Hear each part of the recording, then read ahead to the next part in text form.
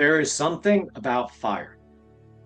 It can warm a home or burn it down. It can forge a sword or melt it. But when guided, when tended with purpose, fire transforms everything it touches. And that's what love does. See, love isn't fragile. Love is the fire, the energy that refines, that strengthens, that turns cold iron into something unbreakable.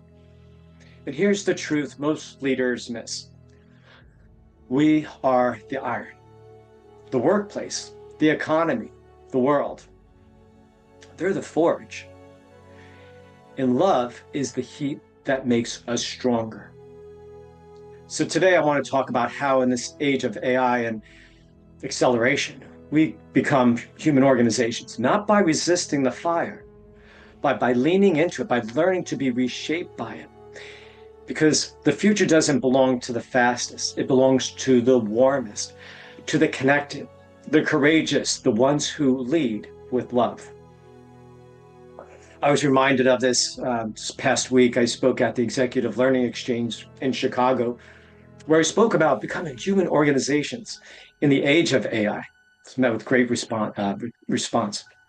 Every keynote, every panel came to one truth. People are hungry for connection, for meaning, for love. That's what this episode is about, not feeling, not in philosophy, but a force, the power of love, the iron and the fire. We've moved from ambiguity to anxiety, from innovation to exhaustion. AI is brilliant, but it's fast, relentless, and often soulless. It amplifies our output, but it also amplifies our fear. The US Surgeon General recently released a report on isolation and loneliness, and it called isolation and disconnection a public health crisis. And that's not an opinion, it's a data point.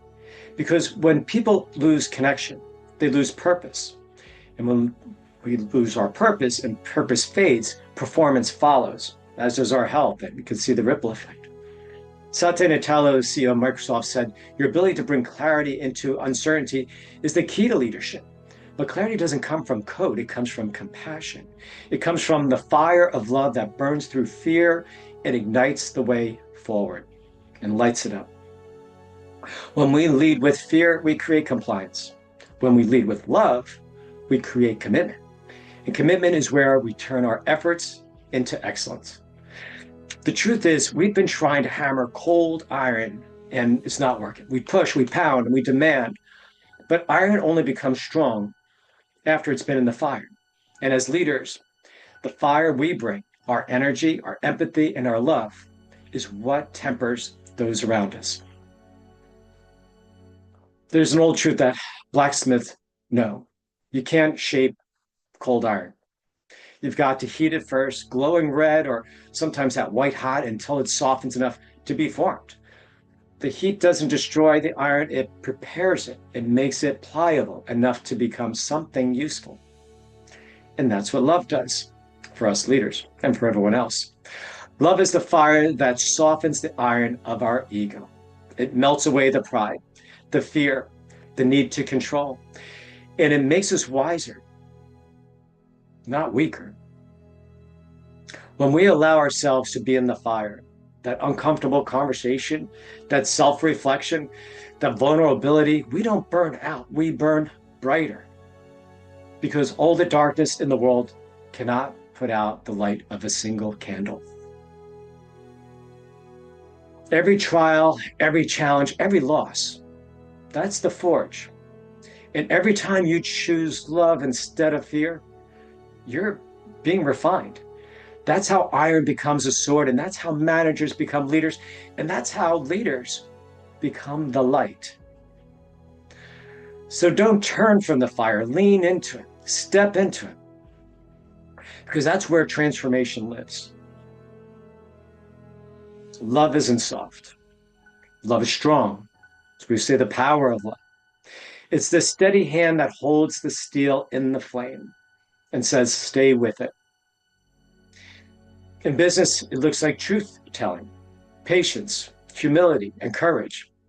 Might as well throw in patient kindness and forgiveness there. And that's how Southwest Airlines built a culture of care that outperformed the market. And that's how Microsoft found empathy to replace arrogance and reignite that innovation. Love is accountability with heart.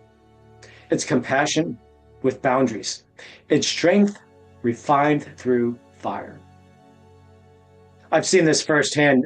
Years ago, I led a struggling office on Wall Street. It was a failed M&A and it was a mess. And there's pressure was brutal and people were breaking. And I realized I wanted transformation, but I couldn't demand it. I had to ignite it. And we started with leading with empathy and trust and honesty and honest feedback. We started laughing again and we started to create again and we cared again. And within months, performance turned around and soared. Love doesn't make you soft. It makes you solid. Energy doesn't lie. Dr. David Hawkins mapped out human emotion by frequency. And the low frequencies, well, you could imagine, are things like fear and anger. Fear vibrates at around about 100 hertz. Love around 528. As a good friend told me, I believe she's right. Joy is at 540. We can feel it. When we walk into a room filled with fear, the body tightens. You walk into a room of love, your shoulders drop, your heart opens, and compassion happens. Love literally raises the vibration. So try this with me. Let's just pause for a minute. Take a deep breath. In through your nose, hold for 4, and exhale for 6. Taking that pause, that stillness, that's the moment between fire and form. That's leadership. That's love. When we breathe, we turn to the forge with focus and faith. We stop reacting and we start refining. Remember, fires need oxygen to breathe.